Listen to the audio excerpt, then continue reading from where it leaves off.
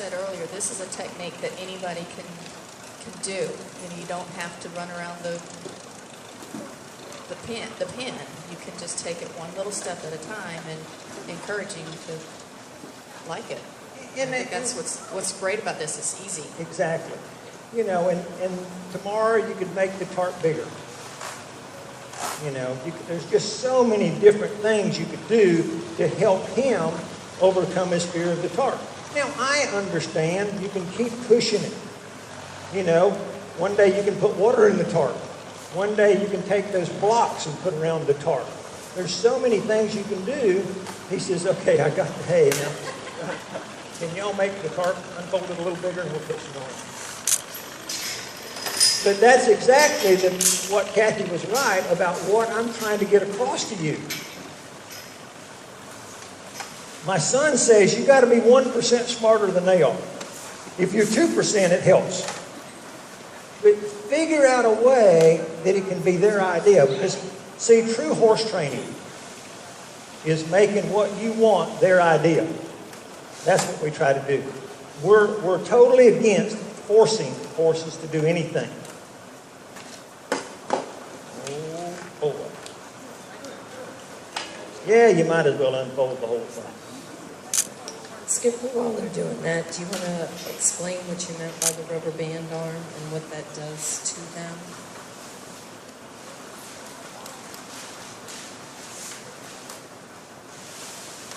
I'm looking.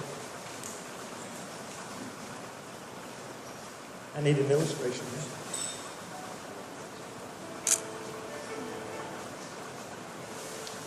Okay, Larry. Keep me on track, Debbie. I want you to not give it to him, but let him smell it, and then I want you to walk over there and put it in the middle.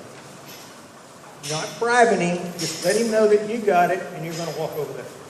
And don't let him have Yeah, don't let him have it. Not even a sliver. Okay, now go. Okay, just go put it in the middle. We'll get him closer to it if we need to.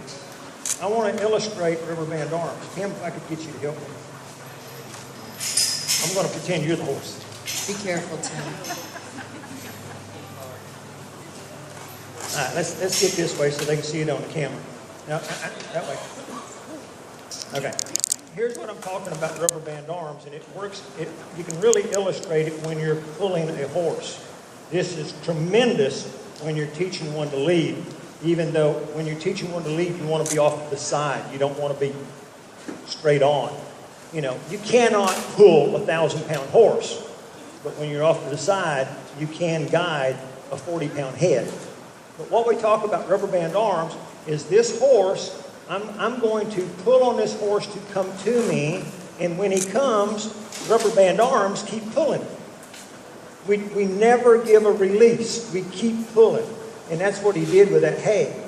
He offered the hay, but rather than giving a reward, he pulled back to ask more and more and more.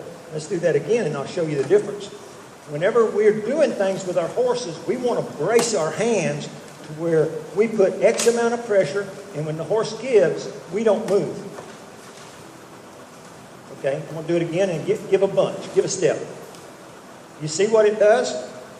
If you're doing it right, you will always see a release. That is their reward. If you don't see that, you have rubber band arms. Because they give you that, and it would be like, you give me a little bit, and I just keep wanting more and more and more. And the horse says, you're never satisfied. That's what Kathy tells me quite often. But that's the illustration of rubber band arms. We want baby steps.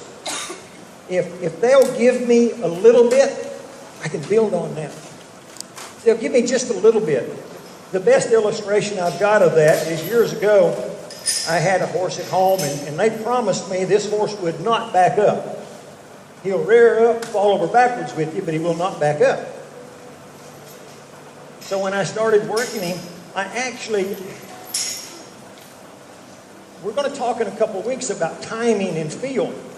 And that's knowing how much pressure to put on a horse and when to release it or when to apply it. So I was on this horse, and